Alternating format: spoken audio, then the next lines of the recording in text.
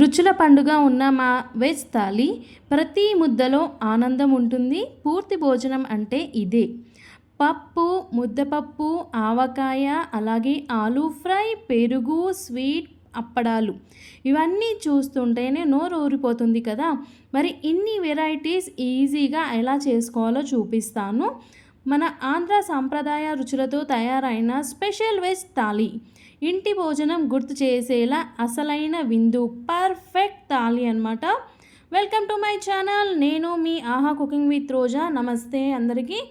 ఇక్కడ స్టవ్ వెలిగించి పాన్ అనేది పెట్టేశాను. ముందుగా మనం ఆవకాయ పికిల్ రెడీ చేసుకుంటున్నాము.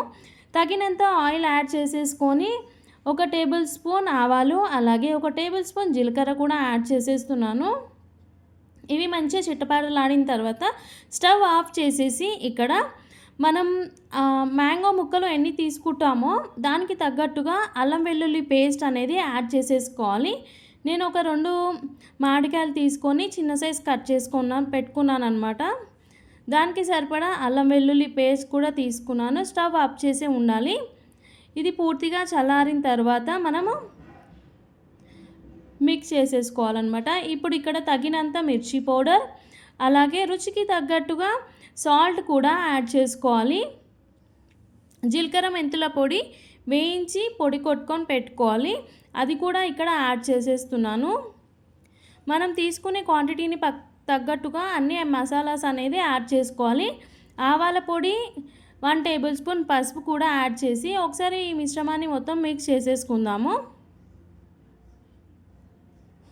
ఆవకాయ అంటేనే నోరు ఊరిపోతుంది కదా! మరి ఇంత సింపుల్గా వెజ్ థాలీస్ అయితే ఈజీగా చేసుకోవచ్చు అనమాట. ఇలా ఒకసారి మిక్స్ చేసేసి నేను ఫస్టే మామిడికాయ ముక్కలు అనేది కట్ చేసుకొని పెట్టుకున్నాను ఈ సైజులో. ఇవన్నీ ఇప్పుడు యాడ్ చేసేస్తున్నాను అనమాట. ఇలా యాడ్ చేసేసి ఇలా పికిల్ని అయితే మనం రెడీ చేసేసుకోవాలి. మంచిగా మిక్స్ చేసేసుకొని ఒక ఎయిర్ కంటైనర్, అలాగే మన పికిల్స్ జాడీలు ఉంటాయి కదా, అందులో స్టోర్ చేసేసుకుంటే సరిపోతుంది. ఇప్పుడు మనకు మ్యాంగో పికిల్ అనేది రెడీ అయిపోయింది అనమాట. ఇప్పుడు మనం టమాటో పప్పు కోసం విజిల్ కుక్కర్ అయితే తీసుకున్నాను. ఇక్కడ కందిపప్పు యాడ్ చేసేస్తున్నాను. ఒక 2 కప్పుల కందిపప్పు అయితే తీసుకున్నాను. ఫుల్ కప్ అయితే తీసుకొని మంచిగా వాష్ చేసేసి స్టవ్ వెలిగించి పెట్టాను. 3 or 4 విజిల్స్ వచ్చే వరకు మనం పప్పును ఉడికించి పెట్టుకోవాలన్నమాట. ఇట్లా పప్పు అయితే మనకి ఉడికిపోయింది. ఇప్పుడు టమాటో పప్పు ఎలా చేసుకోవాలో చూద్దాము. స్టవ్ వెలిగించి బాండి పెట్టి తగినంత ఆయిల్ అయితే తీసుకున్నాను. ఆవాలు, అలాగే జీలకర్ర పోపు కోసం యాడ్ చేసేసుకోవాలి. అలాగే కట్ చేసుకున్న పచ్చిమిర్చి, కరివేపాకు కట్ చేసుకొని వేసేసుకోవాలి. ఇవి కొంచెం ఫ్రై అయిన తర్వాత కచ్చా పచ్చాగా దంచుకున్న వెల్లుల్లి కూడా వేసుకోవాలి. వెల్లుల్లి వేయడం ద్వారా టమాటో పప్పుకి రుచి బాగా వస్తుంది. ఇలా యాడ్ చేసేసుకొని ఒకసారి మిక్స్ చేసిన తర్వాత సన్నగా కట్ చేసుకున్న టమాటో ముక్కలు కూడా యాడ్ చేసేసుకోవాలి. ఈ విధంగా టమాటో పప్పు చేస్తే చాలా బాగా టేస్ట్ వస్తుంది. అలాగే ఇక్కడ కొద్దిగా పసుపు కూడా యాడ్ చేసి ఈ మిశ్రమాన్ని ఒకసారి మిక్స్ చేసేసుకుందాము. టమాటాలు ఆయిల్లో మనకి మంచిగా మగ్గిపోవాలన్నమాట. ఇలా మంచిగా మగ్గిన తర్వాత మనము పప్పు ఉడకబెట్టి పెట్టుకున్నాం కదా, ఆ పప్పు అయితే మనం ఇక్కడ యాడ్ చేసేసుకోవాలి. మనకి కావాలి అంటే కొద్దిగా వాటర్ కూడా యాడ్ చేసేసుకొని ఈ పప్పుని ఒక 5 నుంచి 10 నిమిషాలు స్టవ్ మీద ఉడికించుకోవాలన్నమాట. తగినంత సాల్ట్ కూడా యాడ్ చేసేసుకోవాలి. చూస్తున్నారు కదా, పప్పు అయితే మనకి ఉడికిపోతుంది.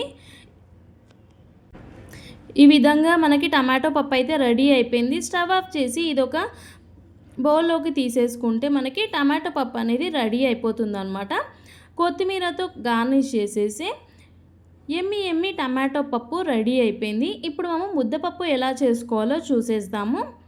ఇప్పుడు కొద్దిగా పప్పు సపరేట్గా ఉంచుకున్నాను. ఆ పప్పులోనే మనము కొద్దిగా పసుపు, అలాగే తగినంత సాల్ట్, పొట్టు తీసిన వెల్లుల్లి కూడా వేసి ఒక 5 నిమిషాలు ఈ పప్పుని ఉడికించుకోవాలి. తగినంత సాల్ట్ కూడా యాడ్ చేసేసి ఈ విధంగా మనం ముద్దపప్పునైతే రెడీ చేసుకోవాలి. కావాలి అంటే వాటర్ యాడ్ చేసుకోవాలి. పప్పు గట్టిగా ఉంటే వాటర్ యాడ్ చేసుకోవాలి, లేకపోతే అవసరం లేదు. ఒక 5 మినిట్స్ అలా మనకి పప్పును ఉడికించుకుంటే ముద్దపప్పు అనేది మనకి రెడీ అయిపోతుందన్నమాట. ఇది కూడా ఒక బౌల్లోకి తీసుకొని రెడీ చేసేసుకుంటే ముద్దపప్పు కూడా మనకి రెడీ అయిపోయింది. చూస్తున్నారు కదా, యమ్మీ యమ్మీ ముద్దపప్పు. ఇప్పుడు రసం ఎలా చేయాలో చూసేద్దాం. స్టవ్ వెలిగించి బాండీ అనేది పెట్టేశాను. కొద్దిగా ఆయిల్ యాడ్ చేసేసి ఆవాలు జీలకర్ర యాడ్ చేసేసుకోవాలి. ఇక్కడ మనం ధనియాలు, మిరియాలు, జీలకర్ర, వెల్లుల్లి, సొంటి అన్నీ దంచుకున్న పొడి అయితే మనం ఇక్కడ తీసుకోవాలి. వెల్లుల్లి కూడా దంచుకొని తీసేసుకోవాలి. ఇప్పుడు పోపు కోసం ఎండుమిర్చి అలాగే కరివేపాకు కూడా వేసి ఈ మిశ్రమాన్ని వేయించేసుకోవాలి. ఇక్కడ మీకు చింతపండు కావాలి అంటే యాడ్ చేసేసుకోవచ్చు, చింతపండు రసం, లేదు అంటే స్కిప్ చేయొచ్చు. కొద్దిగా పసుపు కూడా యాడ్ చేసి ఒక 2 గ్లాసుల నీళ్ళు అయితే పోసాను. తగినంత సాల్ట్ కూడా మనం ఇక్కడ యాడ్ చేసేసుకొని ఈ వాటర్ మసిలే టైంలో మనము ఇప్పటిదాకా దంచుకున్న పౌడర్ కూడా ఇక్కడ యాడ్ చేసేసుకోవాలి. వాసన అయితే చాలా బాగా వస్తుంది, స్మెల్ సూపర్గా ఉంటుంది రసంది. బాగా మరిగిన తర్వాత ఒక బౌల్లోకి తీసుకొని డిష్ అవుట్ చేసేసి కొత్తిమీరతో గార్నిష్ చేసేస్తే మనకి రసం కూడా రెడీ అయిపోతుంది. ముద్దపప్పులోకి ఈ రసం తీసుకుంటే చాలా బాగా టేస్ట్ ఉంటుంది, సూపర్గా ఉంటుంది, యమ్మీ యమ్మీ.